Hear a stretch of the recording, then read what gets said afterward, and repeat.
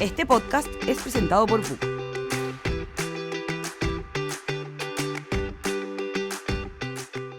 Hola a todos, bienvenidos y bienvenidas a DF Jobs, el podcast laboral de Diario Financiero. Les saluda Carolina León, periodista laboral de DF, y me acompañan, como es tradicional, mis amigos Jorge Arredondo y Gwendolyn Silva. ¿Cómo están? Todo muy bien. Está muy bien. Qué bueno, gracias. Bueno, nos encontramos aquí en nuestro hogar, el estudio de VOOC, que nos recibe todas las semanas para abordar y profundizar las implicancias de la ley Karin. Ya estamos con ley, impactante cómo pasan los días, ¿cierto? Ya entró en vigencia. Nosotros ya estamos impactados hace mucho Bueno, rato ya con esto. No es que semana. haya empezado. Es verdad. La semana Es verdad. pasada hablábamos acerca de lo que se va a entender como acoso, cómo cambiar el escenario, abordamos algunos ejemplos, pero ahora me gustaría profundizar en un nuevo concepto que entra en escena en la legislación laboral, el concepto de violencia en el trabajo. La violencia ejercida por personas ajenas a la relación laboral. Un concepto que como que no existía en nuestra legislación, entiendo yo. En términos así concretos, no existía. No existía, y yo creo que se había abordado muy tangencialmente en algunos casos de tutela.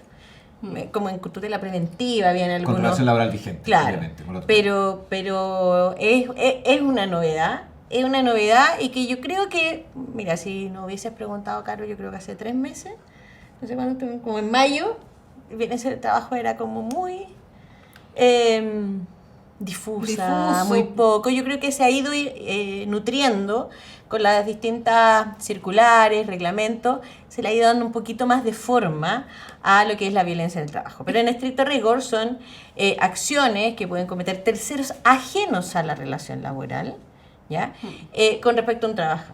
Acá quiero ser bien práctica para nuestros oyentes. Cuando ¿Te puedo hablamos... complementar un tema? Sí.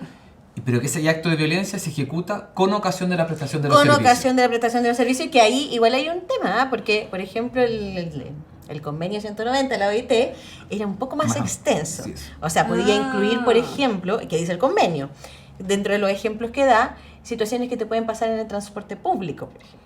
Entonces, el control del empleador se hacía mucho más... O sea, imagínate, Imposible. te asaltan en el transporte público. ¿Cómo hago ese ¿Cómo lo control? manejo? Es que de hecho, por Pero eso- eso quedó fuera, Es ya que para eso- que quedemos tranquilos. Pero Justamente eso es con quería, ocasión. por eso quería abordarlo con un ejemplo práctico. Porque la gente dice como violencia del trabajo, quizás el concepto para la gente común y corriente, estoy pensando en la señora Juanita del kiosco o la señora Juanita que vende en un almacén, que se podría entender como violencia en el trabajo. Entiendo que, por ejemplo, un vendedor de comercio llega un cliente ofuscado y se empieza a descargar, a gritarle, a maltratarlo.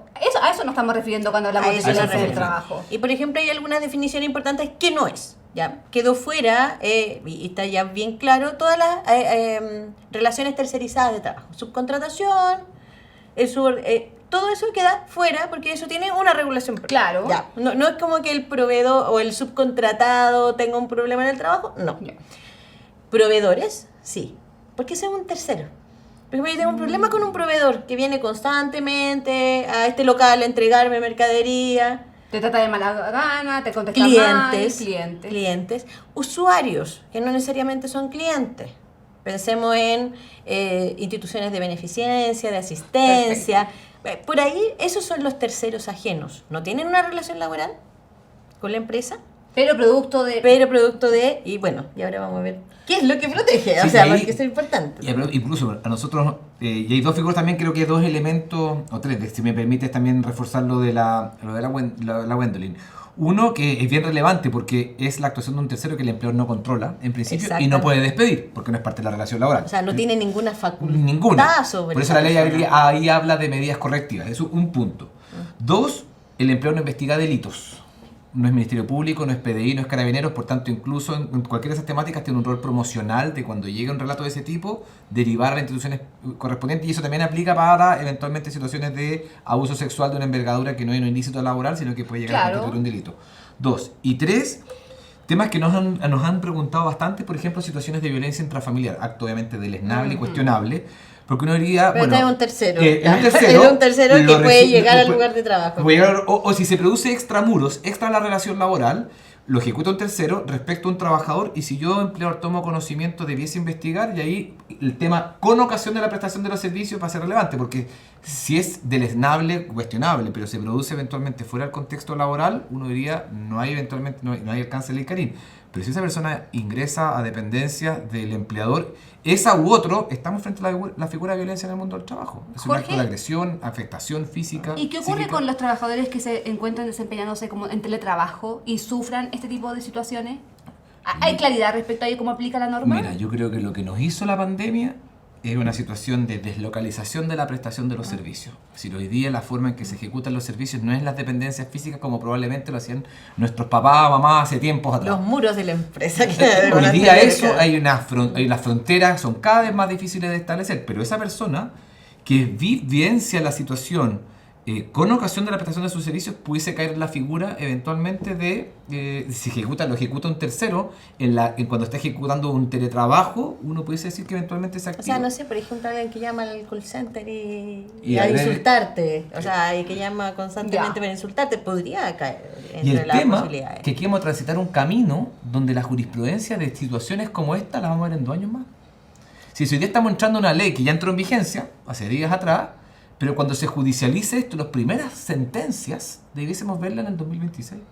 O sea, claro, eso desde la Nos sentencia, queda rato todavía, en vamos cierta a ver forma. la Los admisibilidad casos de qué prácticos, dice la exactamente. dirección del trabajo, o sea, esto va a ser una construcción.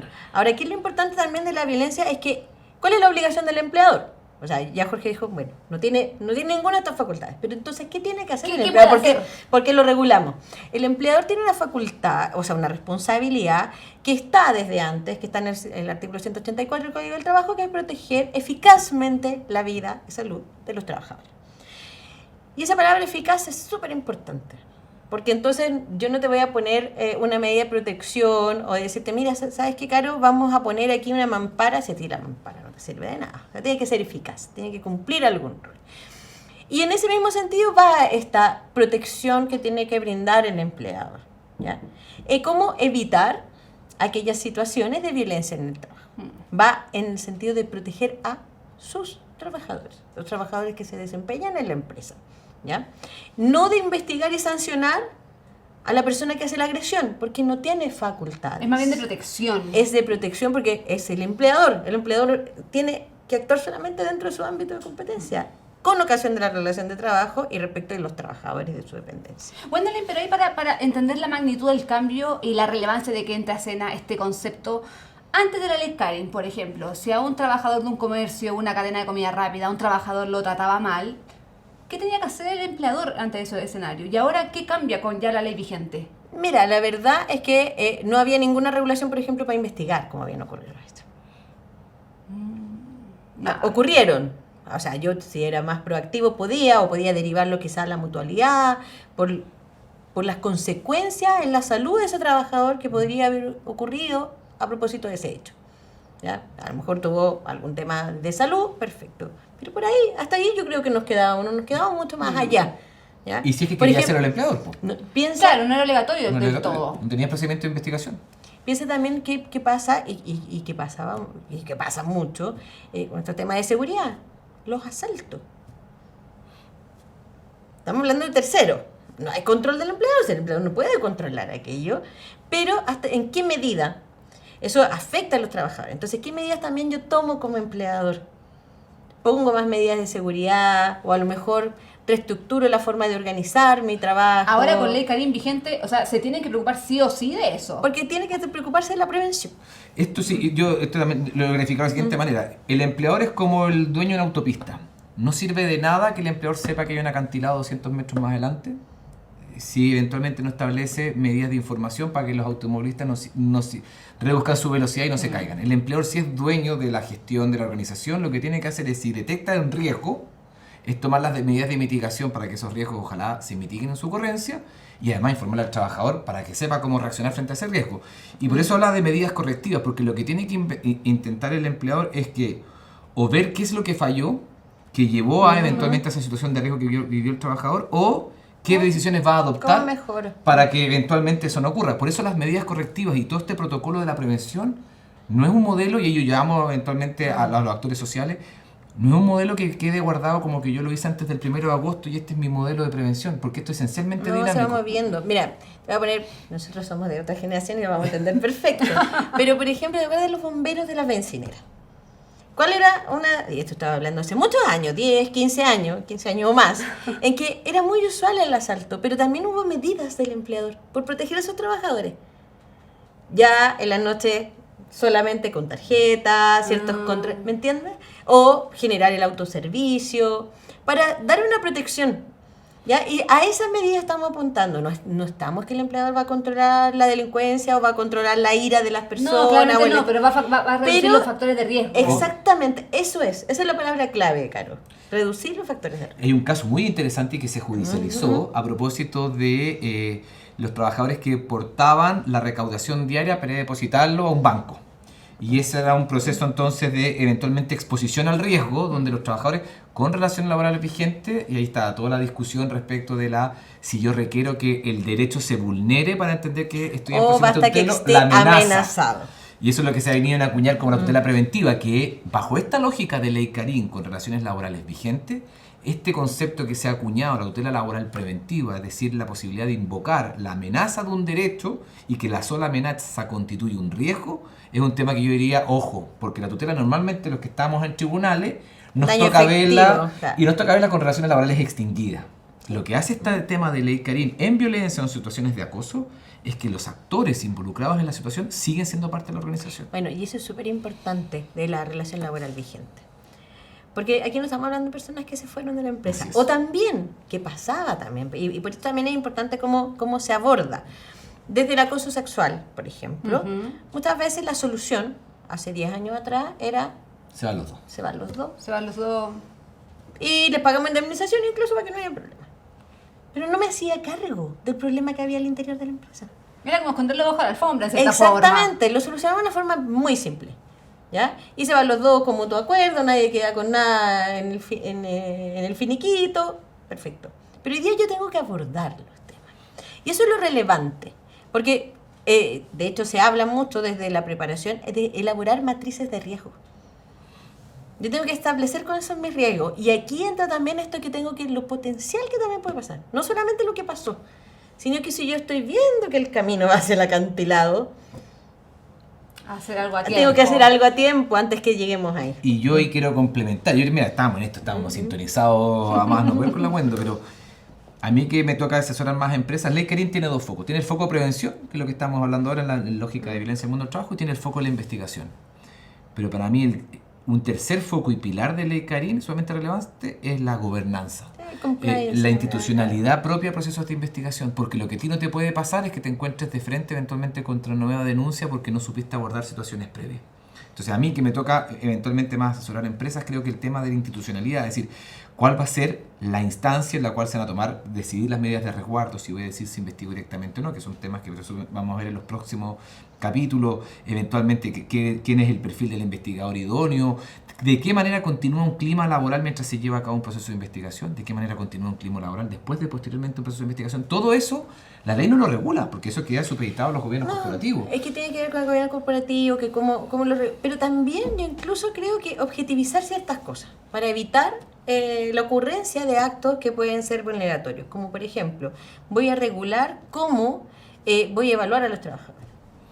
¿Ya? Una Entrevista de evaluación desempeño. objetiva, entrevista de desempeño, con parámetros objetivos, conocidos por todos. No grabadas, porque la Claro. duda hoy día es, entonces para no tener rollo, ¿puedo grabar las reuniones, las filmo? Y creo que no, vamos a romper. No, claro, entonces lo que pasa es que yo tengo que despersonalizar las decisiones, en el sentido de que voy a aplicar este mismo parámetro a todos. ¿Ya? Y aplicar también, y yo en eso estoy de acuerdo contigo, Jorge, y lo digo siempre del mundo de los trabajadores, que la responsabilidad en la relación laboral es de ambas partes. La responsabilidad, el ABC del contrato de trabajo es que el trabajador tiene que cumplir sus funciones. ¿Ya? Y en eso no se le quita la responsabilidad al empleador en su facultad de dirección. Pero la facultad de dirección la tiene que hacer con parámetros claros, con comunicación efectiva. Yo creo que eso también es súper claro. Decir las cosas claramente, no a medias, sin comunicar todo. Entonces, si voy a evaluar esto, y les digo a todos que voy a evaluar esto. El horario de entrada es este. Y cosas así que me permitan solucionar de mejor manera y que no se entiendan que algunas cosas son acoso laboral o maltrato, persecución. Ese punto quería abordar. En cierta forma, la ley Karin establece algunos pisos mínimos y estandariza algunas materias en cierta forma. Da un poco esa sensación porque, claro, se regulariza de forma más ordenada cómo el empleador tiene que realizar los procesos de investigación, las capacitaciones que tienen que realizar. A los trabajadores también les compete una parte importante de prepararse, o sea, se tienen que capacitar también. Capacitarlos a todos. A todos. Eso es súper importante. A todos, ya no solamente a la jefatura. Capacitación a todos. La ley no establece una periodicidad, porque la periodicidad es más bien para informar semestralmente que existen canales de denuncia para el cual denunciar, Sí. pero aquí, y cuando hablamos de capacitar, también hablamos de que lo que yo entregué como información sea comprendido por quien yo lo recibí. No sirve de nada que pongas a alguien que recite la ley si no le da un componente práctico. Cuando hablamos de capacitar, volvemos al concepto que dijo la Wendo antes. Claro, o te viene a hablar alguien, no sé, del servicio público y va a una empresa privada, o sea... Que no sepa eventualmente la realidad. Capacitar es que lo que yo entregué como información sea comprendido por quien lo recibe. Y ahí, esto es como lógica de protección de la vida y salud. Yo tengo que asegurarme de que hay, en cierto modo, un entendimiento respecto a las normas de convivencia que voy a tener en mi organización. Jorge, estas capacitaciones, retomando lo que hablamos al principio, tiene que considerar todo, o sea, acoso laboral, acoso sexual, violencia en el trabajo, perspectiva de género, plazos asociados a la investigación, obligación de los trabajadores en dar cumplimiento a las medidas de resguardo. Entra toda una discusión de, creo yo, obligación de decir verdad en los procesos en los que se participa. Claro. Es extenso. A mí me pasa de repente que, bueno, tú llevas muchas capacitaciones. No, llevamos las mismas, güey. Pero, claro, de repente en una hora y media, la verdad es que uno alcanza a... una pincelada. Muy poco. Entonces también tienen que ser, yo creo que, permanentes. No es una cuestión de que viene la ley Karin y vamos a capacitar, listo, tenemos el checklist, sino que es una cosa permanente porque se va moviendo. Ya hoy día tenemos los reglamentos internos, están recién estrenados, de las empresas que tienen procedimientos, que tienen distintas formas de ir abordando qué rol va a tener cada una de las partes de la empresa, qué puede hacer el investigador, qué no puede. Todo eso es parte de la capacitación. Perfecto. Jorge Wendo, para ir cerrando, para clarificar, aclararlo a nuestros oyentes, si un trabajador o un sindicato siente que su empleador no está tomando las medidas de resguardo correspondientes, la ley Karin también les da la posibilidad de poder reclamar por el incumplimiento de esa protección en cierta forma. Recibido una denuncia, el empleador tiene un derecho y tiene una obligación. Su obligación es adoptar medidas de resguardo inmediatamente respecto a los involucrados. Y esa medida de resguardo a mí creo que se le reciba la denuncia el empleador o la inspección del trabajo. Es que lo menciono por casos, por ejemplo, farmacias que cierran tarde y se arriesgan a que los asalten, etcétera, que han planteado la inquietud pero no se toman medidas concretas para protegerlo. Denuncia, ese tipo de primero la denuncia. Y claro, que eso va a conllevar la obligación del empleador de adoptar medidas de resguardo, donde mi interpretación es que la medida de resguardo se ejecuta en virtud de la facultad de mando del empleador y su rol de protección de la vida y salud. Por tanto, mi aproximación ante las medidas de resguardo es que no requiere consentimiento respecto a la persona a la cual se le aplica. Porque lo que hace es proteger eficazmente la vida y salud, y ella tiene que ponderar y obviamente aplicar proporcionalidad entre la denuncia y la medida de resguardo. Pero esa es mi apreciación respecto de medidas de resguardo, donde la obligación es del empleador y su derecho es decir si investiga directamente o no. Y obviamente, si no adopta medidas de resguardo porque denunció internamente y el empleador hizo caso omiso y se quedó con esta lógica que te decía del tiktokero, de este salvavidas que se queda comentando, podrá hay un incumplimiento a la normativa laboral del deber que tiene que tener el empleador en medidas de aplicación de medidas de resguardo. O sea, yo creo que igual la medida de resguardo no es algo que se puede tomar unilateralmente por el empleador, ¿ya? Creo que la medida de resguardo, primero, hay que tener perspectiva de género también cuando uno toma la medida de resguardo. Y esto es una cosa que vengo hablando hace mucho rato, que tiene que ver con la conciliación, vida familiar o no, que de repente nos dicen vayan hacia teletrabajo, las mujeres principalmente. Y también puede ser entendido que la medida de resguardo es, claro, váyase para su casa, le vamos a dar un permiso con goce de sueldo, tranquila, pero tú quieres crecer profesionalmente, justo tienes que grabar este capítulo y te lo vas a perder porque hiciste la denuncia. Entonces, yo entiendo que igual la medida de resguardo no es tan simple que sea muy unilateral, sino que también tiene que tener mucho esa consideración de quien denuncia, ¿ya? Porque igual es relevante. Pareciera en el papel que el permiso con goce de remuneraciones sería una súper buena medida, pero no Pero siempre lo va a hay hacer. que fijarse bien en las En el implicancias. contexto, sí. Oye, bueno, Jorge, le agradezco el tiempo. Aquí me imagino podríamos estar conversando eternamente, pero el tiempo se ha acotado, así que les agradezco. A nuestros oyentes, ojalá la información abordada en este capítulo les haya sido sumamente útil y como es habitual, los invito a suscribirse a nuestras plataformas Spotify y YouTube y también a la plataforma de f.cl. Con el canal de Denuncias Book promueve un ambiente laboral seguro y cumple la ley CARI.